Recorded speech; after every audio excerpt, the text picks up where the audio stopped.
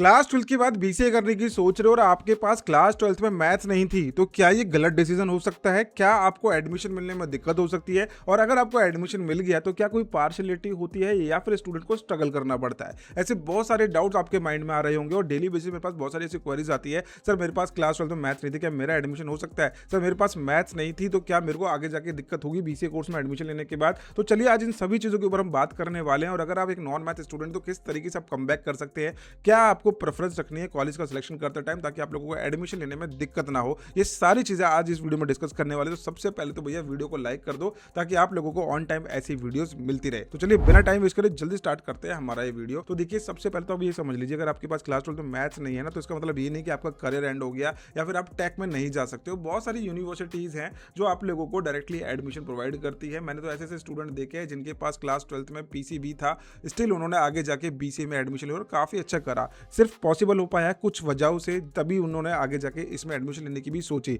वो क्या चीज़ होती है, इनिशियली बहुत ज़्यादा डर लगता है स्टूडेंट को कि यार मैथ्स नहीं थी, आगे जाके परेशानी होने वाली है। बट देखिए कॉलेजेस रेडी हैं आप लोगों को बीसीए करवाने के लिए, बस आप करने वाले तो बनो। आज की डेट में बीटेक के बाद सबसे ज़्यादा ट्रेंडिंग जो कोर्स चल रहा है ना, वो बीसीए कोर्स है। इसमें काफ़ी अच्छी करियर अपॉर्चुनिटीज़ है और एंडलेस करियर अपॉर्चुनिटीज़। आपको पता है आज की डेट में यही कितना बूम पे चल रहा है। सबको अच्छे से एनालाइज करना है कॉलेज को लेकर, आपको कहीं पर भी कोई दिक्कत नहीं आने वाली। तो सबसे पहले मैं आप लोगों को कॉलेज का सिलेक्शन मैट्रिक्स बता देता हूँ कि अगर आप नॉन मैथ्स बैकग्राउंड से हो तो आपको एडमिशन लेते टाइम किन चीज़ों का ध्यान रखना है, बस आप लोगों को कोई दिक्कत नहीं आने वाली। सबसे पहले मैथ्स की एलिजिबिलिटी देख लेना। सबसे पहले बहुत सारे जो स्टूडेंट हैं वो ये चेक करते हैं कि भाई मैंने एडमिशन लेना है, एडमिशन अप्लाई कर देते हैं, यूनिवर्सिटीज कॉलेज एडमिशन रिजेक्ट कर देती है। तो सबसे पहले देखो कि नॉन मैथ्स के लिए यहाँ पे सीट कंफर्म है या नहीं, और है तो किस तरीके से यहाँ पे एडमिशन हो सकता है। दूसरी चीज़ आपको देखना है कोडिंग का सपोर्ट यहाँ पे मिलेगा या नहीं मिलेगा, सर्टिफिकेशन क्या क्या प्रोवाइड कर रही है, क्योंकि इंडस्ट्री सर्टिफिकेशन बहुत ज़्यादा हेल्प करती है। इंडस्ट्री सर्टिफिकेशन हेल्प करती है। आपके पास मैथ्स नहीं थी, सर्टिफिकेशन है, सारी चीज़ें बैलेंस हो जाएगी। लैब्स और प्रोजेक्ट्स किस तरीके से मिल रहे हैं, यहाँ पे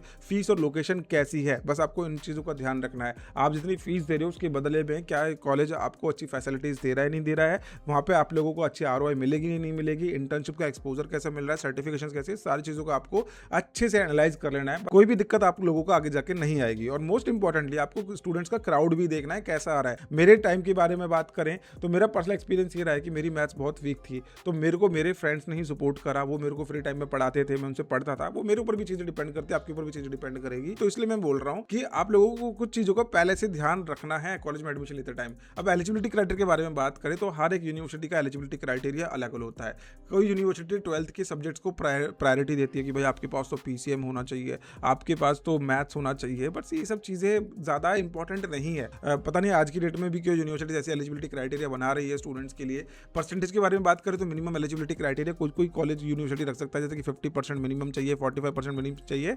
ये चेक कर लेना जरूरी होता है। यूनिवर्सिटीज़ के रूल्स मोस्ट इंपॉर्टेंटली चेक करना है। सीट की अवेलेबिलिटी कितनी है, अगर आपके वहाँ पे पॉसिबिलिटी कम बन रही है तो कहीं और भी अप्लाई करके चलो, बैकअप बना के चलो। ये चीज़ मैं आपको इनिशियली बताना चाहता हूँ। अगर अब आप लोगों को नॉन मैथ स्टूडेंट हो, आपको दिल्ली एनसीआर में एडमिशन लेना है, तो आपके पास बहुत सारे कॉलेज के ऑप्शन है। अगर मैं एमडीयू रूट के बारे में बात करें, महर्षि दयानंद यूनिवर्सिटी के थ्रू आप आईआईटीएम, मैरी, आईआईबी, जिम जगन्नाथ यूनिवर्सिटी, खैर ये तो खुद की यूनिवर्सिटी है, Saint Andrews, CPJ, IMT, GITM, WCTM, WTCM, TISM जैसे कॉलेज में अप्लाई कर सकते। तो मैंने कुछ ही कॉलेज के नाम यहाँ पे लिखे हैं। मैंने तो प्रॉपर एक लिस्ट बना रखी है आपके लिए कॉलेजेस की, जिनमें आपको इजीली एडमिशन मिल सकता है। आप उस लिस्ट को एक्सेस करना चाहते हो, एडमिशन की प्रॉपर इन्फॉर्मेशन चाहते हो, कौन कौन से ऑप्शन आपके पास अवेलेबल है, तो बस आपको करना क्या है, ये एडमिशन सपोर्ट का फॉर्म आपको डिस्क्रिप्शन में मिल जाएगा, जिसको आप फिल करके हमारे साथ कनेक्ट कर सकते हैं। मैं आप लोगों को प्रॉपर लिस्ट दूंगा कॉलेजेस की, और आपकी प्रोफाइल के अकॉर्डिंग बेस्ट कॉलेज हम सुटेबल बताएंगे, आपकी लोकेलिटी के अकॉर्डिंग सारी चीज़ें बताएंगे। क्योंकि अगर आपका टाइम ज़्यादा चला गया ट्रैवलिंग के अंदर तो आप अपने ऊपर ध्यान ही नहीं दे पाओगे। तो ये एडमिशन सपोर्ट का फॉर्म फिल कर देना। आपने कोई एंट्रेंस एग्जाम नहीं दिया तो इसको ब्लैंक छोड़ देना। हमारी टीम आपके साथ जुड़ के प्रॉपर आप लोगों को सजेशंस देगी कॉलेजेस को लेके।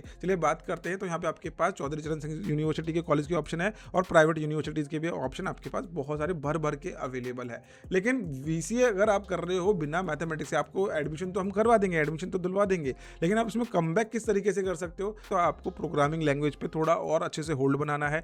पाइथन, जावा के बेसिक्स आपको सीख लेने हैं, वेब डेवलपमेंट और प्रोजेक्ट्स पे काम करना। जितनी ज़्यादा इंटर्नशिप करोगे उतना ज़्यादा आपको कॉर्पोरेट के बारे में पता चलेगा, उतना ज़्यादा आपको इंडस्ट्री के बारे में और नॉलेज मिलेगी, नई नई अपॉर्चुनिटीज, नए नए लोगों के साथ कुछ काम करने का मौका मिलेगा। और इंटर्नशिप का पोर्टफोलियो, और अगर आपने अपने कम्युनिकेशन पे काम कर लिया तो आप सब कुछ पीछे कर सकते हो, आपको अच्छी प्लेसमेंट्स मिलेगी। और देखिए बीच तो बहुत सारे स्टूडेंट्स कर रहे हैं, लेकिन अच्छी प्लेसमेंट्स किसको मिलेंगी?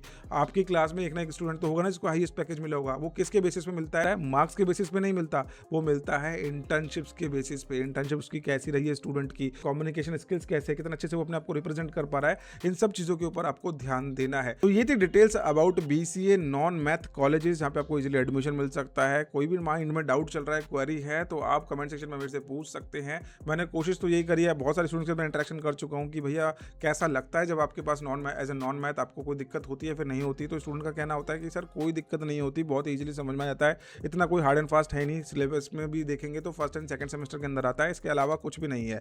तो यूनिवर्सिटीज़ भी तैयार हैं, तो आपको होना है बस जल्दी से तैयार एडमिशन लेने के लिए। तो अगर आप चाहते हैं BCA करना क्लास 12 के बाद, तो जल्दी से जुड़ जाइए हमारे साथ और इस वीडियो को जल्दी से कर दो लाइक। मिलते हैं नेक्स्ट वीडियो के अंदर। बाबा take care, thank you so much.